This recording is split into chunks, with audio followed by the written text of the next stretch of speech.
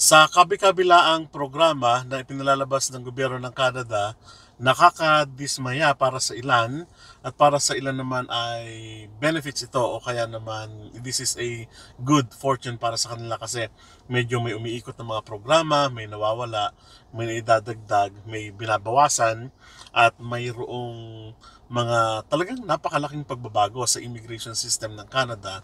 At ang tanong nga ng ilan, pwede pa ba o worth it pa ba na makarating o magpunta sa Canada o mag-apply papuntang Canada? It's because napakarami ang mga pagbabago na hindi naman natin alam kung ano, no?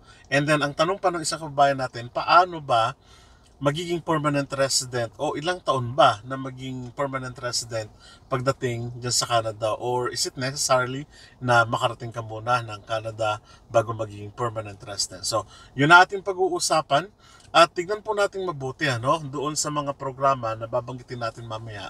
Baka nandito po yung stream or pathway ninyo.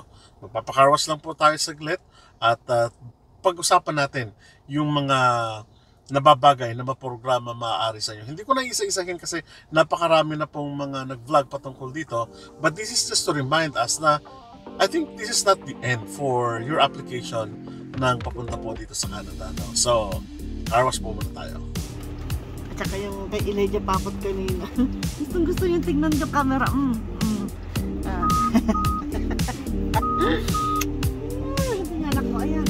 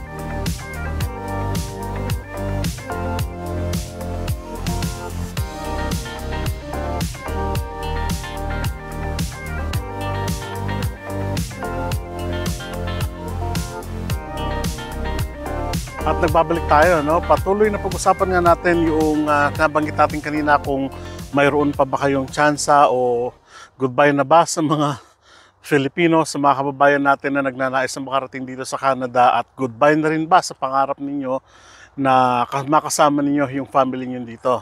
It's not the end of the story po. Maraming kamakailan lang nagbigay ng mga 3 points na pagbabago ang Government of Canada sa pamamagitan po ni Miller, na sinasabing doon yung pagkakap nga mas sinigpitan ng gobyerno ng Canada yung kanyang programa, at mas sinigpitan yung sa international student, yung temporary foreign workers program medyo babawasan. At yung tanungan ng kababayan natin na totoo ba na medyo may hirapan na makarating, at kapag permanent resident ba, ilang taon ba bago manirahan dito sa Canada, no? Ito ay batay sa mga nababasa natin, hindi naman talaga nag-end ang iba't ibang programa katulad ng mga sapantahan ng ilan na talagang hindi na sila tatanggap ng mga foreign workers sa program. So actually ito ay inalmanan o kaya naman ay inopose ng mga nasa food sector at sa mga restaurant industry na kailangan nila ng mga tao na syempre yung makatatagal sa kanila at yung talagang magtatrabaho sa kanila. At ang nakikita nila doon, of course, is the Temporary Foreign Workers Stream or Program. So ibig sabihin, hindi talaga naghinto, medyo nagbawas lang. Sabi nga, para maging credible yung immigration program ng Canada sa kasalukuyan, kailangan po nila na medyo ayusin.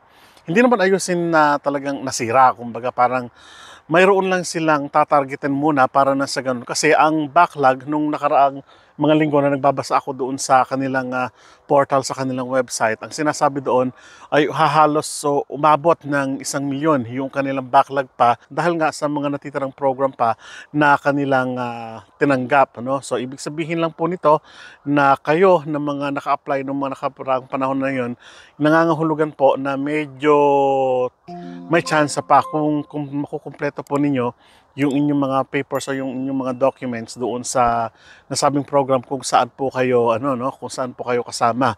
So nangangahulugan din na after ng mga program, halimbawa noong August 28, tinanggal na yung tinatawag nating visitors program. At the following week naman ay binawasan yung number of international students dahil nga sa mga programa na kung saan sumobra yung kanilang, unless meron ka master's degree, something like that. No? Malinaw na po yan na ibahagi na po natin yan sa mga ilang vlog natin. Pero gusto ko lang linawin sa inyo na hindi nagtatapos, hindi nagsasarado ang programa ng Canada in terms of immigration, no? So ang sabi nga nun, magkakaroon lang ng kumbaga yung maging credible at maging lawful yung kanilang pagtanggap ng mga tao sa kasalukuyan na nakabatay na po sa ekonomiya ng Canada. So nangangahulugan po ba na kayo ng mga naka-apply na ngayon at nabigyan ng LMIA dito at sa iba pang province, at kayo ng mga natatanong na patungkol dito sa Saskatchewan kung ano ba yung mga programa? Napakaraming programa, hindi ko na may isa-isa. Go to SINP program po ng Saskatchewan. Ganyan din po sa Alberta, pumunta po kayo sa Alberta ALIS and AIP. Punta po kayo sa mga provincial nominations program, nandun po lahat ng mga hinahanap ninyo at magkakaroon po kayo ng ideya kung paano po tumatakbo yung kanilang mga programa as province. No? Okay, doon sa bahagi na kung saan tinanong ng kabayan natin, ilang taon ba bago magkaroon ng permanent residency dito sa Canada na ikaw nagtatrabaho? At yung follow-up question doon ay, kailangan ba nasa program o kailangan ba nasa Canada ka bago maging permanent resident ka ng Canada o ng iba't ibang province? So ang sagot ko po dyan ay no, you don't have to be in Canada para maging permanent resident ka. Kahit outside Canada ka ay pwede kang maging permanent resident po ng Canada. Yes, maraming programa. Yung sinasabi natin kanina, isa ito sa mga programang gustong balikan ng Government of Canada na kung saan gustong ibalik muna yung iba't ibang programa na kung saan ay nangangahulugan na medyo mas babagal ng kaunti, but it doesn't mean po na nagtatapos na doon yung kanilang program. No? So isa-isahin natin yung ilang mga programa na yan na kung saan pwede kayo maging permanent resident ng Canada kahit na wala po kayo dito sa Canada. So ito po yon. So yung po mga programa na yan na kahit nandyan tayo sa labas ng Canada ay pwede po kayo na maging permanent resident. Ano? So unang-una po sa lahat yung express entry, yung provincial nominee or nomination program or PNPs, business immigration, pwede po yung family sponsorship, pwede po yung rural and northern immigration pilot program, at pwede rin po yung tinatawag nating temporary resident to permanent resident pathway or TR to PR. So ilan lamang po iyon sa mga programa na po pwede yung i-browse o tignan para nang sa ganun ay hindi limited yung kaalaman natin doon sa programa, iba't ibang programa. Kasi kung minsan nagfo-focus lang po tayo sa kung ano yung nakikita natin at sa kung ano yung ino-offer sa atin kung minsan ng mga employer. Marami pong programa, marami pong stream or pathway na pwede nyong galugarin o pwede nyong subukan. Para na sa ganon ay ma-widen yung ating kaalaman in terms of immigration process and immigration system dito sa Canada. So paulit-ulit ko pong nire-reiterate yan para nang sa ganun, para sa mga baguhan natin na mga subscriber dito o nanonood dito sa ating channel, sa Rog Channel, na marami pong programa na para sa inyo na pwede nyong subukan. Yun lang po ang gusto kong ipahatid sa inyo, na hindi po nag-e-end ang ang Government of Canada sa pagtanggap. Ngayon, ang sinasabi lang po nila doon ay binabawasan at medyo ang katotohanan niyan, binabagalan lang nila ng kaunti para nang sa ganun maging credible at maging lawful, kasi inaiwasan po yung tinatawag nating fraud. Kasi sa mga nakaraang mga application po na sa mga ibang lahi ay medyo napabalita na merong fraud o yung hindi magandang gawain, illegal na application ng mga ibang lahi, no? Wala pa naman tayo napapabalita sa mga kababayan natin. Pero sa mga ibang lahi kasi napabalita na maraming